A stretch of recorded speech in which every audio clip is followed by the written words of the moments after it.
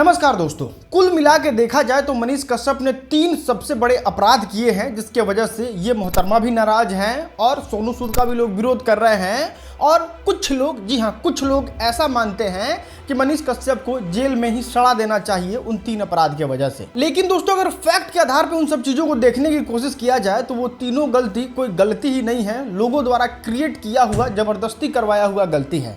जी हाँ दोस्तों, आज की इस वीडियो में गहराई से समझेंगे कि आखिर वो 3 गलती मनीष कश्यप ने क्या किया है और मनीष कश्यप कब तक जेल से बाहर आएंगे। तो मुसलमानों को गाली बकना ही देश हित मान लिया जाएगा। गांधी के मौत पे हम लोग जश्न मनाते हैं, हम लोग वो डर खत्म। मनीष को बॉलीवुड एक्टर सोनू सूद का साथ मिल गया है। दोस्तों, सबसे पहला और सबसे इंपॉर्टेंट, गांधी जी को गाली देना जो कि कतई नहीं होना चाहिए और ये कतई बर्दाश्त के लायक नहीं है। मौत पे जो है, हम लोग गांधी के मौत पे हम लोग जश्न मनाते हैं, हम लोग वो डर खत्म। अब दोस्तों, इसके आगे हम कुछ बोले उससे पहले हम आपके सामने एक वीडियो प्रस्तुत करना चाहेंगे। देखिए, महेंद्र सिंह धोनी अब खेलने के लिए तैयार हैं और इनके यहाँ पर आते ही सीमा पर सब लोग सुरक्षा के लिए खड़े हो गए, फील्डिंग कर रहे हैं। अब यहाँ पे आप समझने की कोशिश करो। अब ये इंसान जाता है किसी योगी जी के पुराने वीडियो को लेता है जिसका पिक्चर क्वालिटी एकदम क्लियर नहीं आने लग रहा है और उस पे ये बंदा डब कर देता है, तो क्या योगी जी दोषी हो गए? इतना ही नहीं दोस्तों, एडिटिंग का हम आपको एक और नमूना पेश करना चाहते हैं और आपके सामने मोदी जी। अब दोस्तों, पहली नजर हो, दूसरी नजर हो या फिर तीसरी नजर हो, सब नजर से देखने पे ये आवाज भी मोदी जी का है, वीडियो भी मोदी जी का है, लेकिन क्या ये शब्दों का प्रयोग मोदी जी ने किया है? तो इसका जवाब है बिल्कुल नहीं। ये एडिटिंग के मदद से किया गया है और एडिटिंग में भी किसी और चीज का इस्तेमाल नहीं किया गया है। मतलब ना किसी ने वॉइस ओवर किया है, मतलब डब भी नहीं किसी ने किया है और ना ही ये गलत वीडियो है।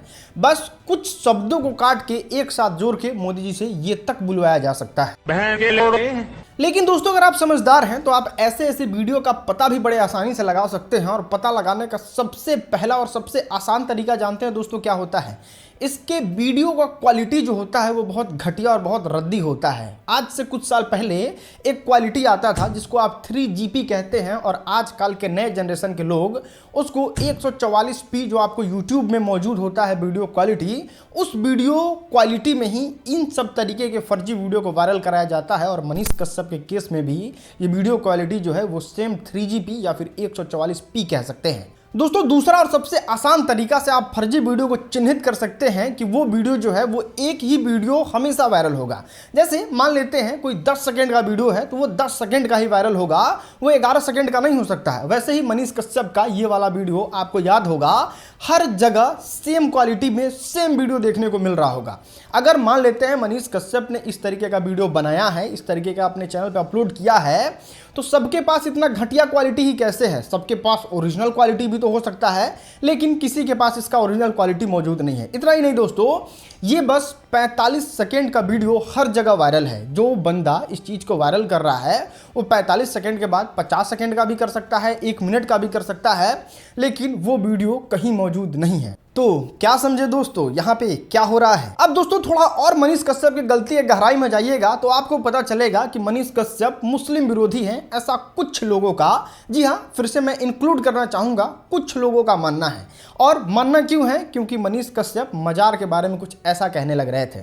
जब 50 मंदिर टूट सकता है, सरकारी स्कूल टूट सकता है, लोगों का घर टूट सकता है, तो ये मजार को शिफ्ट क्यों नहीं किया जा सकता? अब दोस्तों, आप इस वीडियो को पीछे करो और एक बार ध्यान से देखने की कोशिश करो कि क्या इसमें मनीष कश्यप ने मुस्लिम विरोधी कोई बात बोली है। तो आप अगर ध्यान से सुनेंगे, एकदम फ्रेश दिमाग करके सोचेंगे, तो आप बिल्कुल यहाँ पे साफ तौर पे देख सकते हैं कि ऐसा मनीष कश्यप ने कोई बात ही नहीं किया था। वहां पे जब मनीष कश्यप रिपोर्टिंग कर रहे थे उस समय ही एक गाड़ी का एक्सीडेंट हो जाता है और वहां पे हमेशा लोगों की जान जाती है।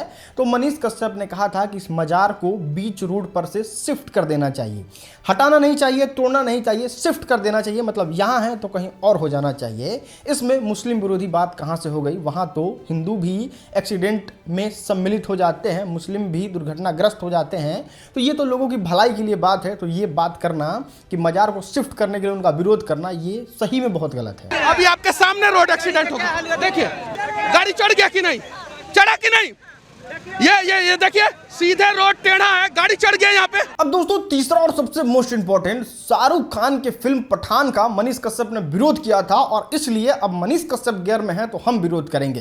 दोस्तों, सबसे पहले तो हम अपना स्टैंड क्लियर कर देना चाहते हैं। पठान फिल्म हमको बहुत अच्छा लगा था और आप अपने स्क्रीन पे देख सकते हैं फर्स्ट डे फर्स्ट शो जाके मैंने उस फिल्म को देखा था। लेकिन दोस्तों आप यहाँ पे इस बात से भी नहीं पीछे हट सकते कि अगर कोई इंसान अपने धर्म को लेके बहुत ज़्यादा सेंसिटिव है और ये इस चीज़ को बर्दाश्त नहीं कर सकता कि कुछ सुपरस्टार चप्पल पहन के मंदिर में जाते हैं, इतना ही नहीं भगवान को दौड़ा देते हैं अपने फिल्मों में, इतना ही नहीं दोस्तों अपने झंडे के कलर के सुपरस्टारों को बिकनी और पैंटी पहनाते हैं, वैसे लोगों का कुछ लोग सपोर्ट नहीं करना चाहते तो वो उनकी निजी चॉइस है और वो जो चाहे वो कर सकते हैं, उनको इतना बोलने का अधिकार तो है ही।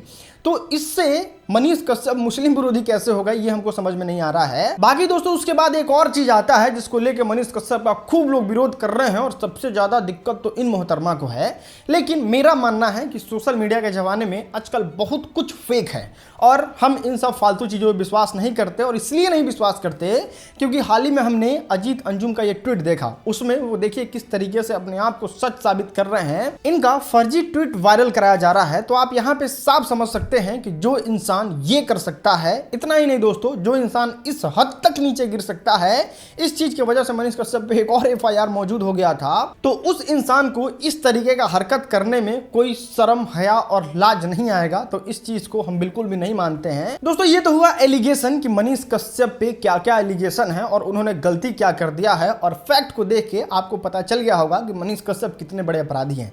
खैर मोस्ट इंपॉर्टेंट सवाल कि आखिर मनीष कश्यप बाहर कब तक आएंगे, तो सबसे पहले तो ये जान लीजिए कि मनीष कश्यप पे 25 एफआईआर हैं, 25 के 25 में उनको बेल लेना होगा और उस चीज को एक जगह करने के लिए मनीष कश्यप ने याचिका दायर की है जिसका सुनवाई 24 तारीख को होना है। 24 अप्रैल को सुनवाई होगा और अगर जज साहब को लगता है कि ये सारी केस जो है वो निराधार है और इसका कोई सेंस नहीं है, बिना मतलब का केस किया गया है, क्योंकि आप सोचो ना यार इस चीज़ के लिए भी केस किया गया है तो वो 25 केस किन किन बिना पे किया गया होगा वो आप खुद समझ सकते हैं और माननीय जज साहब भी समझ सकते हैं।